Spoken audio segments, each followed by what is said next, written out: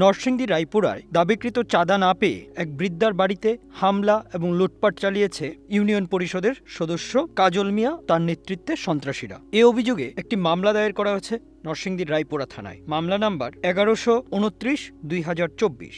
এ মামলার পর আরও বেপরোয়া হয়ে ওঠেন ইউপি সদস্য কাজল মিয়া এবং তার সন্ত্রাসী বাহিনী। ভুক্তভোগী নারী আব্দুল মুতালিবের স্ত্রী ফরিদা ইয়াসমিন অভিযোগ করে বলেন, মামলার পর আমার বাড়িতে মেহগনি গাছ, আম, কাঁঠাল, আকাশি 60 থেকে 70টি গাছ কেটে নেবে বলে হুমকি দেওয়া হয়েছে। এমনকি আমাকে এবং আমার স্বামীকে খুন করবে এমন হুমকিও দেওয়া হয়। আমার নাম ফরিদা ইয়াসমিন, আমার বাড়ি গ্রাম গোয়ালমারা, অলিপুরা ইউনিয়ন, থানা রায়পুরা, জেলা নরসিংদী।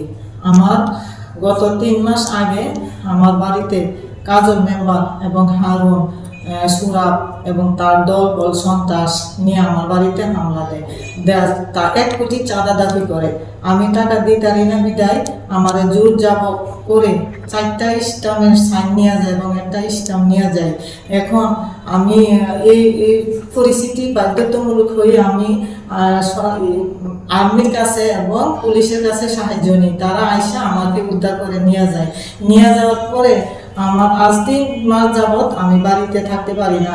তারা হুমকি ধমকি দেয় এবং গতকালকে বাড়িতে আইসা আমার বাড়ি থেকে লুটফাট করে দরজা জানালা এগুলি নিয়ে যায় এবং ইট সহ নিয়ে গেছে। এখন বলে গেছে আমার বাড়ির যে মোটামুটি আম, জাম গাছ, কাঁঠাল গাছগুলি আছে এবং এটি কাটতে নিয়ে যাবে আর ফসিল খেতে বেগুন লাগায় মাটি নিয়ে যাবে। এখন আমি কি করবো? আমি অসহায় মানুষ। আমি পুলিশের কাছে এবং সাংবাদিকের কাছে খবর পাঠাইছি। পাঠানোর পরে সাংবাদিক দিয়া তদন্ত নিয়ে আসছে। এখন আমি থানার মধ্যে একটা অভিযোগ দিছি এবং সাংবাদিক কাছে অভিযোগ দিছি, আপনারা আমার সুস্থ একটা বিচার করে দেন যাতে আমার বাড়িতে আমি যাইতে পারি বা আমার বাচ্চা জীবনযাপন করতে পারি। আমার তো আর মনে করেন কেউই নাই, আমি আমার স্বামী এবং আমি অসহায়। আমার এখন বাড়ি ছাড়া থাকতে পারি। আমরা যে কি অবস্থায় আছি একমাত্র আল্লাহ জানে আর আমি জানি। আমাদের দুনিয়াতে আমার স্বামী একদম সরসতা, কেউ ক্ষতি করে নাই।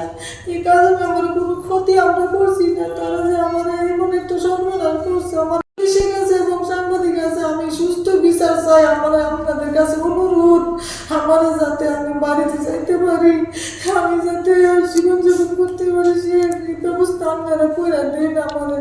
এ বিষয়ে ইউপি সদস্য কাজল মিয়া জানান, আমি একজন জনপ্রতিনিধি। ফরিদা ইয়াসমিনের বড় ছেলের নিকট মানুষ অনেক টাকা পাও না। জনপ্রতিনিধি হিসাবে এই সমস্যার সমাধানের লক্ষ্যে চেষ্টা করছি। রায়পুরা থানার উপপুলিশ পরিদর্শক মোজাম্মেল হক জানান, এই বিষয়ে একটি লিখিত অভিযোগ পেয়েছি। সুষ্ঠু তদন্তের মাধ্যমে আমি অতি দ্রুত আইনি পদক্ষেপ গ্রহণ করব।